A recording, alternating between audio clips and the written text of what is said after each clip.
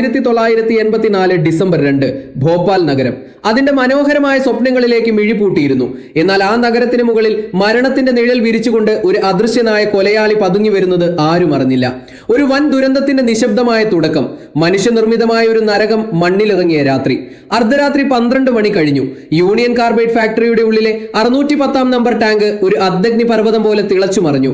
സുരക്ഷാ ക്രമീകരണങ്ങളെല്ലാം പരാജയപ്പെട്ട ആ നിമിഷം 40 ടണ്ണിലധികം മാരകമായ മീഥൈൽ ഐസോസയനേറ്റ് അന്തരീക്ഷത്തിലേക്ക് ഒഴുകി. ഉറങ്ങിക്കിടന്ന പിഞ്ചു കുഞ്ഞുങ്ങൾ ശ്വാസം കിട്ടാതെ പിടഞ്ഞെഴുന്നേറ്റു. കണ്ണുകൾ വെന്തുരുകുന്ന വേദന, തൊണ്ടയിൽ തീ പിടിച്ചതുപോലെയുള്ള അനുഭവം. ഭയന്നോടിയ ജനങ്ങൾ തെരുവിൽ മരത്തടികൾ പോലെ വീണു മരിച്ചു. പ്രഭാതം വിരിഞ്ഞപ്പോൾ ഭോപ്പാൽ ഒരു നഗരമായിരുന്നില്ല, മറിച്ച് ശവങ്ങൾ കുന്നുകൂടിയ ഒരു വലിയ ശ്മശാനമായിരുന്നു. ആരായിരുന്നു ഇതിന് ഉത്തരവാദി? ആയിരക്കണക്കിന് മനുഷ്യരെ കൊലയ്ക്ക് കൊടുത്ത ആ മനസാക്ഷിയില്ലാത്ത അധികാരി ആരായിരുന്നു?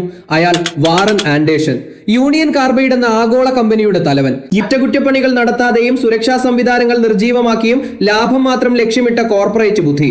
ദുരന്തത്തിന് ശേഷം ഇന്ത്യയിലെത്തിയ ആൻഡേഴ്സനെ പോലീസ് അറസ്റ്റ് ചെയ്തെങ്കിലും അധികാരത്തിന്റെ ഉന്നത തലങ്ങളിൽ നടന്ന അദൃശ്യ നീക്കങ്ങൾ അയാളെ മണിക്കൂറുകൾക്കുള്ളിൽ മോചിപ്പിച്ചു. ഒരു സർക്കാർ വിമാനത്തിൽ അയാൾ ഇന്ത്യയിൽ നിന്ന് പറന്നുയർന്നു. സ്വന്തം മണ്ണിൽ നിന്ന് ഒരു കൊലയാളിക്ക് ലഭിച്ച രാജകീയ യാത്ര.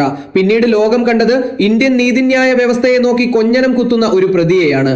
അമേരിക്കയുടെ സംരക്ഷണയിൽ അയാൾ സുഖമായി ജീവിച്ചു. ലക്ഷക്കണക്കിന് മനുഷ്യർ ശ്വാസം കിട്ടാതെയും മാറാരോഗങ്ങൾ പിടിച്ചും നീറുമ്പോൾ അയാൾ ഗോൾഫ് കളിച്ചും ആഡംബരത്തിൽ ആറാടിയും വാർദ്ധക്യം ആസ്വദിച്ചു.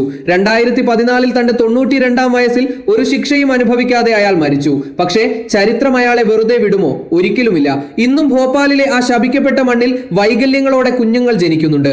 ഇന്നും ആ വിഷപ്പുകയുടെ കയ്പ് ആ നഗരം മറന്നിട്ടില്ല. ഭോപ്പാൽ ഗ്യാസ് ട്രാജഡി എന്നത് കേവലം ഒരു അപകടമല്ല, അത് അധികാരവും പണവും ചേർന്ന് സാധാരണക്കാരന്റെ ശ്വാസത്തിന് മേൽ നടത്തിയ കടന്നുകയറ്റമാണ്. നീതി ലഭിക്കാത്ത ആയിരങ്ങൾക്ക് വേണ്ടി നമുക്ക് ഈ കഥ ഓർത്തുവെക്കാം.